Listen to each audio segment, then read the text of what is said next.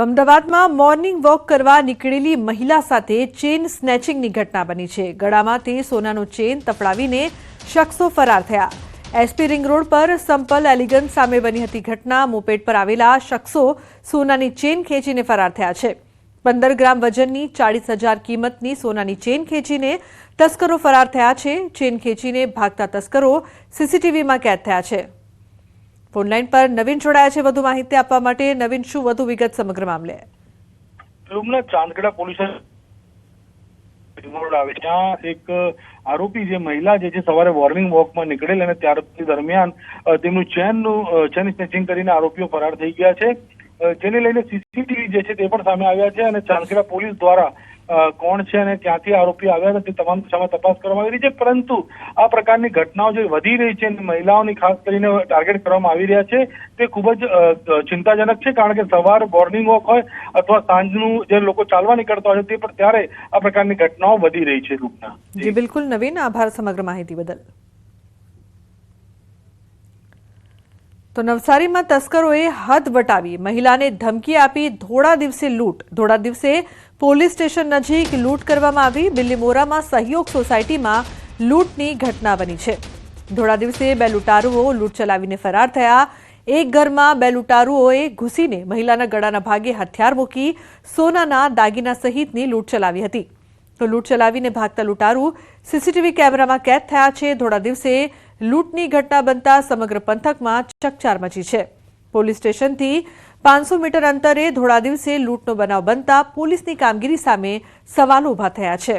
સમગ્ર ઘટનાને લઈને આ વિસ્તારના સતત 30 વર્ષથી અપક્ષ નગરસેવક એવા મલંગ કોલિયાએ પોલીસની કામગીરી સામે સવાલો ઉઠાવ્યા છે અને શહેરને ચોરોના આતંકથી ભયમુક્ત બનાવવા માટે પોલીસને સલાહ આપી છે।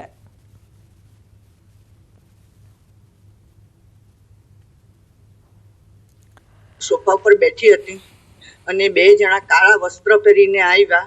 ઓટલા પર જેવા મેં કોણ કરીને બૂમ પાડી, એ લોકો સીધા અંદર આવી ગયા ને મારા છાતી ઉપર બે ધારદાર ચાકુ મૂકી દીધા। મેં બૂમા બૂમ કરી, એ કરીને બૂમા બૂમ કરી એટલે મારા કામવાળી બેન અંદરથી બહાર આવ્યા। એટલે પેલો બીજો માણસ હતો તે કામવાળીની પાછળ દોડ્યો અંદર ઘરમાં। એટલે પેલા એક જે ઊભો હતો તેને મારું મંગળસૂત્ર ખેંચીને લઈને નીકળી ગયો।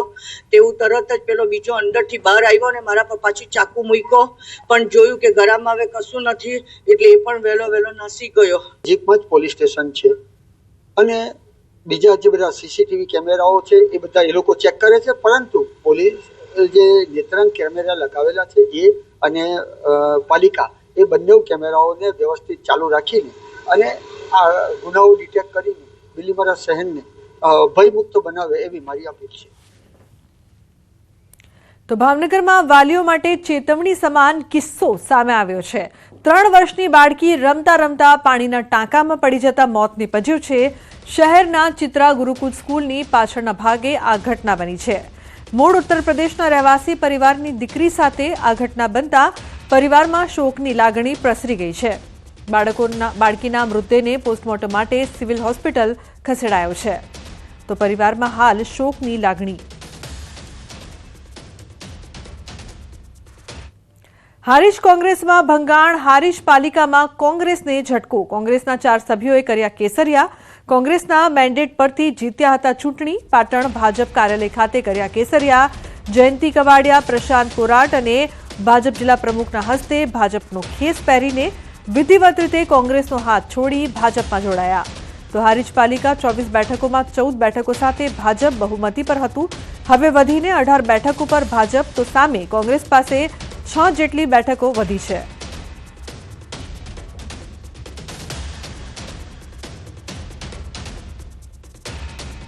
તો વેરાવળમાં ફરી ચાલ્યું તંત્રનું બુલડોઝર। શંખ સર્કલ નજીક દબાણ હટાવવાની કામગીરી। ખુલ્લી કરાયેલી જમીન પર તાર ફેન્સિંગ કરાયું। નવું બસ સ્ટેશન બનાવવા હટાવાયા દબાણ।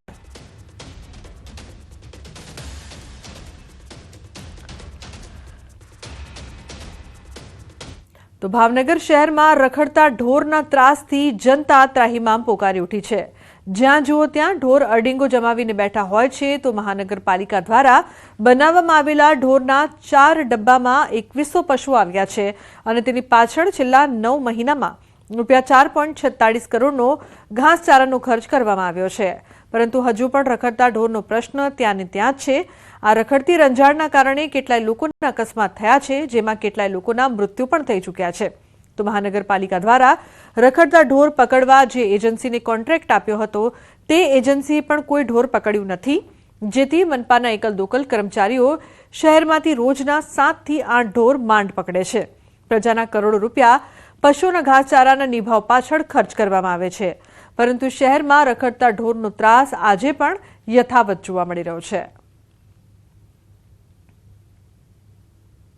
ભાવનગરની અંદર વર્ષે 6.5 થી 7 કરોડ રૂપિયા જેવો ખર્ચ ઢોરની પાછળ ખર્ચ્યો, છતાંય ભાવનગરની અંદર ઢોરની સમસ્યા જ્યાં જોઈ ત્યાં તમને ઢોર સામા મળશે।